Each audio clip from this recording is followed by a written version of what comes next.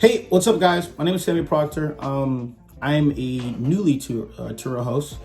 I'm basically going to be talking about in this video of the process when it comes down to Turo totaling out your vehicles, and how did I think the process went, and my future expectation continuing if I decide to continue into Turo and stuff like that. So stick around to the end of the video. All right, so starting off with the very first name, my name is Sammy Proctor, 23 years old. I've just started doing Turo in this year of 2024. I bought I bought a total of 5 vehicles so far.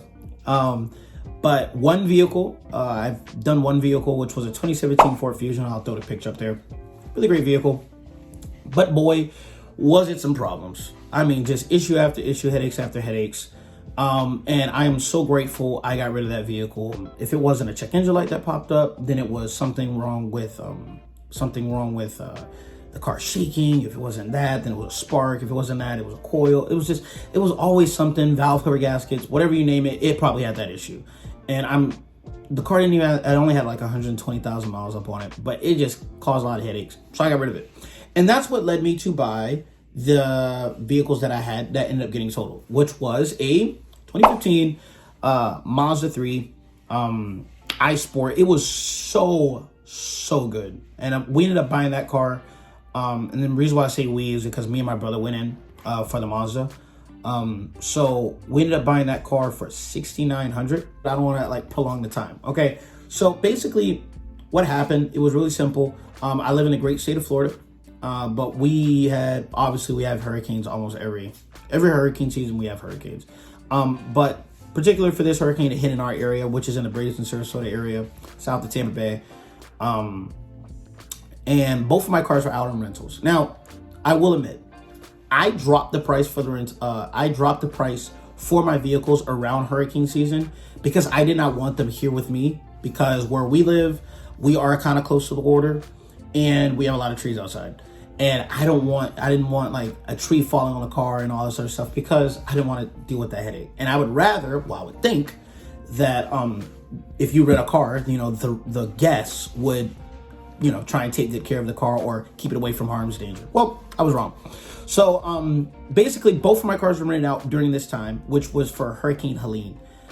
So we had 2 hurricanes, Hurricane Helene, Hurricane Milton. Thankfully I had no cars around Milton because they were still being totaled out. But for Hurricane Helene, both of my cars were totaled out. And I'll show you guys some of the messages that my guests hit me with.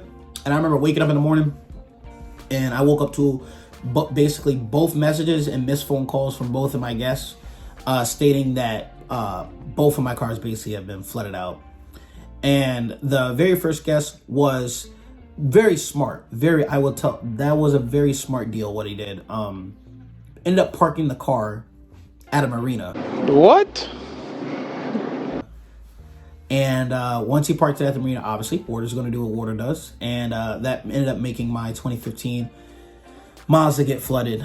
And then after I was calling, I was trying to get a hold of like what we're going to do. I let him know, was everybody okay, everything's good, and he was like, yeah, everything's great, but the car is like total. So I was like, all right, no worries. We'll let Turo handle everything. And while I was talking to him, the other person who was renting my Hyundai Accent called me to let me know that my car is also totaled, that the water was pretty high. And I'll show some videos and pictures up on the screen. So after getting off the phone with him, the guy who had the Hyundai Accent, I was still tending with the guy who had the guest who had the 2015 Mazda. So what I did was I hit up one of my friends who does mechanic work, and he also does towing. So I asked him, hey, could you tow my vehicles? One was kind of far away from me, which was down at the beach, which was the Hyundai Accent. It was down at the beach. And then the other one was at the marina.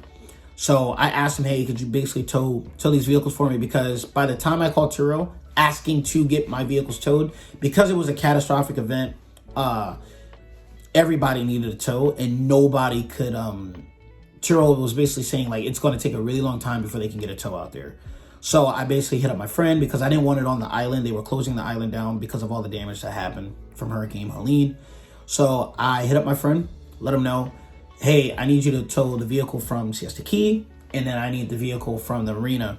And he was like, all right, no problem. I'll take care of it. So thankfully, we were able to get that with my friend. He ended up taking the cars back to my house, and we ended up parking it outside. While it was being parked outside, we were going through the Turo claims representative, and we started both claims that day. I started both claims to make sure everything was done. Took as many pictures, as many photos as I could to, help the process. And I have to say, literally within the next day, they've already moved past. So like Turo's gonna it's like certain steps. So it's like the first step, it has something. I'll put it up on the screen of basically what happens. And then you get to the very last step, which is claim settlement or payout. All right. So there's certain steps, and I was in the first step, which is basically like claim is submitted, and it needs to get looked at by a representative to see if that claim is going to be approved. So thankfully, after submitting both of them, the claim was approved in like 2 days. So in about 2 days, I got a call back from Turo, basically my claim adjusters. So I had one for the Hyundai Accent, and then I had another one for the 2015 Mazda.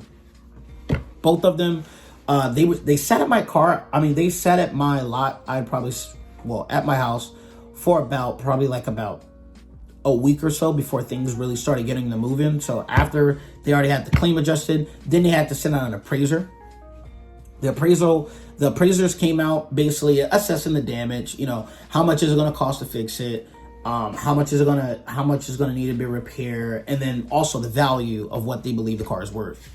So they sent out an appraisal, and then somebody messed up at Turo, and then they were like, hey, they sent out an appraisal, but he did not do he only assessed the damage that was done. He didn't assess the damage. I mean, he didn't assess what the car was worth. And because he didn't do that, they had to send somebody else out again. And the second person that came out made sure to look at what he believed the car was worth. They took as many photos as they needed. They asked me how many miles was up on the vehicle. And I'm going to explain to you guys how many miles was up on it. So for the 2015 Mazda, amazing car. Never gave me any issues. It only had 80,000 miles on it at the time I bought it. I bought that car for around $6,900. It needed some work. It needed the front bumper done. So I took it to one of my friends that I know that does bumper work. Body work, and they got that done. So all in that car, I was probably like around 7,300, something like that. And then the Hyundai Accent, the Hyundai Accent, I paid $4,600 for it, but it needed brand new tires. So after all said and done, I was like in for like $5,000. So the good thing is, for both of these vehicles, I ended up buying my brother out. So I bought my brother out from the Mazda, and he was happy with that because he was still on top. This was way before the cars got totaled. So I bought my brother out of the Mazda, and then I bought the Hyundai on my own. So after those two vehicles, so I own those two vehicles completely outright, title in my name and everything.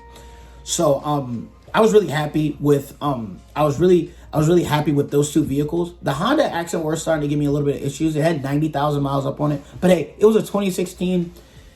I wasn't batting an eye for it. I only paid $4,600 for it, all in $5,000. I was really happy with, the way that it did, and a lot of people liked it. It was really good on gas and everything else.